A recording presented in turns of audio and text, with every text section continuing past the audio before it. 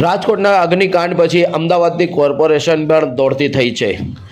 અમદાવાદની અંદર મોટી મોટી ઇમારતો હોય, ગેમ ઝોન હોય કે શોપિંગ મોલ હોય કે પછી શાળાઓ હોય, તમામની વિઝિટો કરી અને જ્યાં બ્યુ પરમિશન નથી અને જ્યાં ફાયર સેફ્ટી નથી તેમને સીલ મારવામાં આવ્યા છે। તો મોટી ઇમારતોમાં નાની શોપની અંદર ફાયર સેફ્ટીને લઈને નોટિસો પણ આપવામાં આવી છે।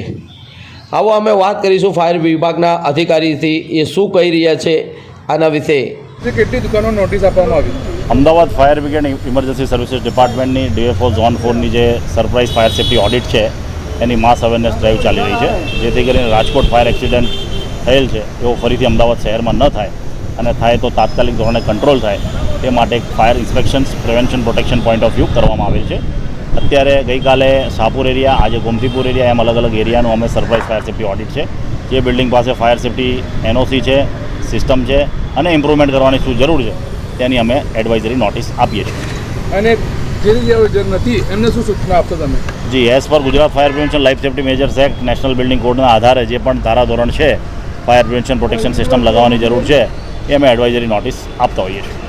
અને કોઈને દંડ ફટકારે અત્યાર સુધી? ના, અમારે દંડ નથી હોતો, એ એસ્ટેટ ડિપાર્ટમેન્ટ જોવે છે, બિલ્ડિંગ યુઝ પરમિશન્સ ને એ બધું। અમારું કામ છે fire prevention and protections advisory notice આપવાનું।